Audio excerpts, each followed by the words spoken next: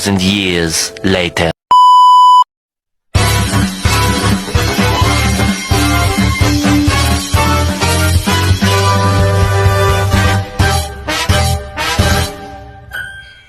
Hikayat si miskin. Pada zaman dahulu, hiduplah sepasang suami istri yang terlantar di negeri antah berantah, dan keduanya sangat dibenci orang. Setiap kali mereka mengemis di pasar dan kampung, mereka dipukuli dan diusir hingga ke hutan. Oleh karena itu, mereka tinggal di hutan dengan memakan batang kayu dan buah-buahan. Setelah beberapa lama, maka istri si miskin pun hamil, 3 bulan lamanya. Sang istri ingin sekali memakan buah mangga yang ditanam di taman raja. Maka suaminya itu pun terketukkan hatinya, tak kala ia dikeinraan menjadi raja. Tiada ia mau beranak, namun sekarang ia akan memiliki anak, dan berkata, "Istriku, apakah kamu ingin membunuhku? Apakah kamu tidak tahu tentang masa lalu kita? Jangan meminta sesuatu. Kita tidak bisa mengambil buah mangga yang ada di taman raja." Setelah istrinya mendengar perkataan suaminya itu, ia semakin menangis. Lalu suaminya berkata, "Diamlah istriku, jangan menangis. Aku akan mencari buah mangga itu dan memberikannya kepadamu." Istrinya pun berhenti menangis. Lalu si miskin pergi ke pasar mencari buah mangga.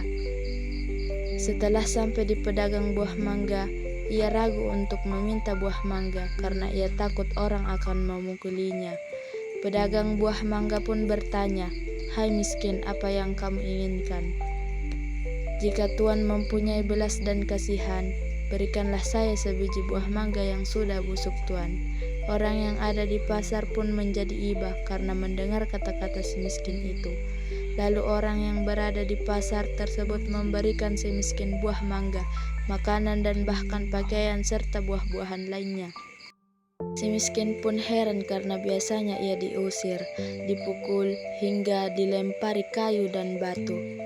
Setelah ia berpikir seperti itu di dalam hatinya, ia pun pergi ke hutan untuk menemui istrinya. "Istriku, ini buah mangga, makanan, pakaian, dan beberapa buah-buahan." Kemudian istrinya menginjak-injak apa yang diperoleh si miskin tersebut sambil menceritakan apa yang terjadi. Istrinya pun menangis dan tidak mau makan jika bukan buah mangga yang ditanam di taman raja, dan berkata, "Biarkan saja aku mati." Si miskin pun sangat terpukul melihat perbuatan istrinya. Kemudian ia pergi menghadap Maharaja Indradewa yang saat itu sedang mengadakan pertemuan raja. Lalu ia pun masuk ke dalam dan baginda raja pun berkata, "Hai si miskin, apa yang kamu inginkan?" Si miskin pun menjawab sambil bersujud, "Tuanku, ampunilah hamba. Hamba datang ke sini ingin meminta buah mangga yang sudah jatuh ke tanah."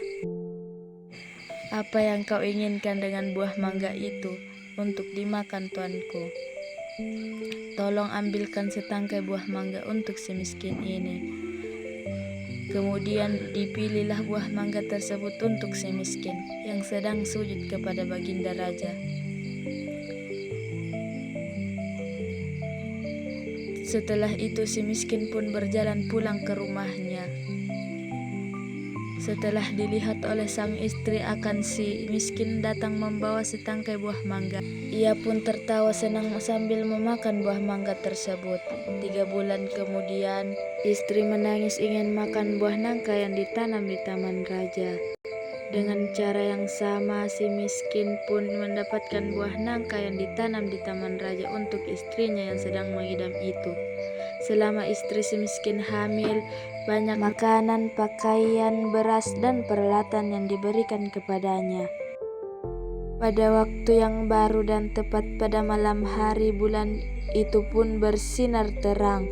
Kemudian pada waktu itu juga istri si miskin pun melahirkan seorang anak laki-laki yang sangat baik dalam penampilan dan tampan.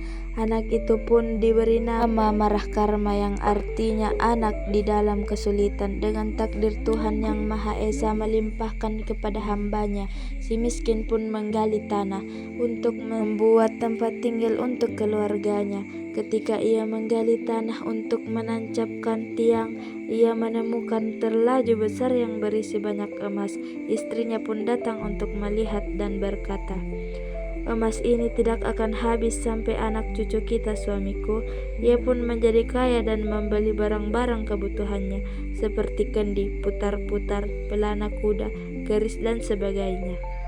Setelah kembali dari membeli barang-barang tersebut, ia mandi dengan jeruk nipis, menimang anaknya dan berseru, "Jika engkau sungguh-sungguh anak dewa yang ingin menerangkan wajah ayah Anda ini, biarkan negeri di hutan ia menjadi negeri yang lengkap dengan kota, parit dan istana, serta menteri, rakyat dan semua raja-raja besar." Terkabullah permintaan itu dan si miskin menjadi raja dan berganti nama menjadi Maharaja Indra Angkasa, dan istrinya berganti nama menjadi Ratna Dewi dan negeri itu dinamakan Puspasari.